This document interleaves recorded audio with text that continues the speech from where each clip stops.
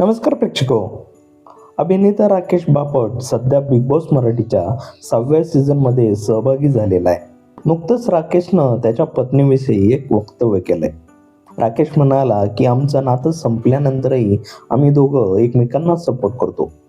अजूनही आमची चांगली मैत्री आहे. या स्टेटमेंट नंतर सगळ्यांनाच उत्सुकता लागली आहे की राकेश आणि त्याच्या पत्नीचा डिवोर्स का झाला. त्याबद्दल आपण जाणून घेणार आहोत, पण त्याआधी असंच नवनवीन अपडेट जाणून घेण्यासाठी माय मराठी चॅनलला सबस्क्राईब केलं नसेल तर जरूर सबस्क्राईब करा. अभिनेता राकेश बापट आणि बॉलिवूड अभिनेत्री रिद्धी डोगरा यांचा 2011 मध्ये थाटामाटात विवाह झालेला होता. त्यानंतर 2019 मध्ये त्यांनी वेगळं होण्याचा निर्णय घेतला.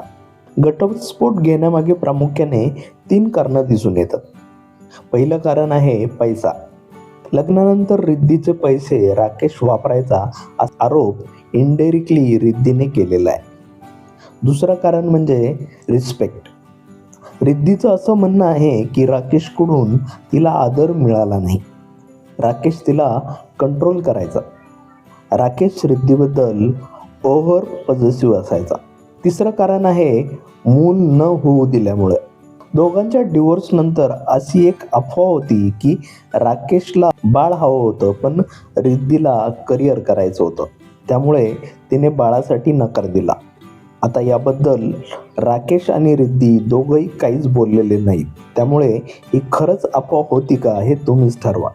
हे मात्र खरं आहे की मित्र म्हणून दोघंही एकमेकांना सपोर्ट करतात.